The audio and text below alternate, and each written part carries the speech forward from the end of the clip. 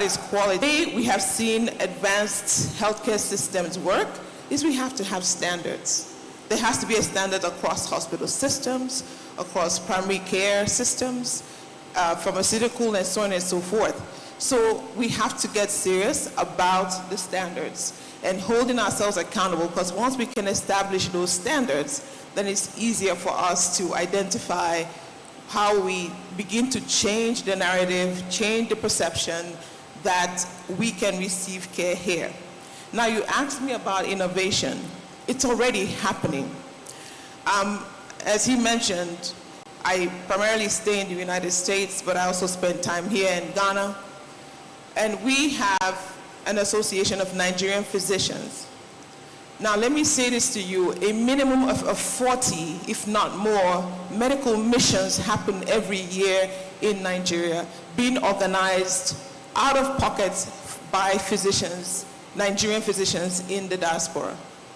As the healthcare indicators for Nigeria not change in terms of life expectancy, morbidity rates, mortality rates, that's because for you to see impact, we need scale.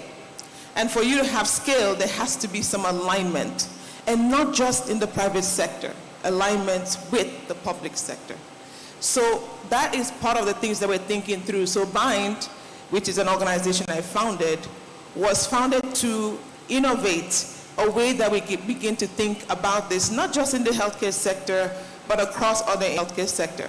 And BIND stands for Business Integrated Network in the Diaspora.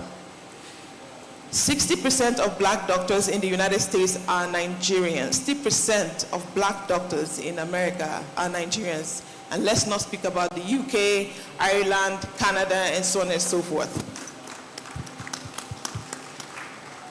So the question now is the 30+% who own their own businesses, their own practices.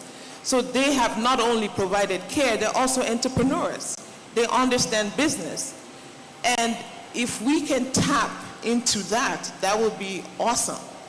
I'm fortunate to have started a conversation with the Ministry of Health, thanks to the Honorable Minister, the party, to think through how can we do more investments for the primary care centers to revitalize the over 14,000 plus primary care centers in this country.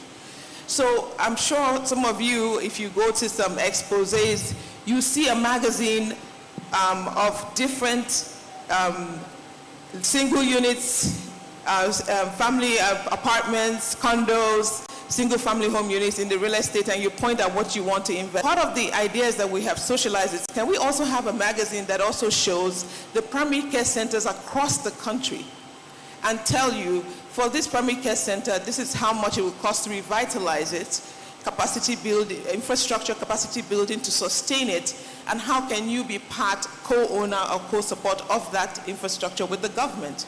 And you see a lot of healthcare professionals who take pride in owning a piece of healthcare.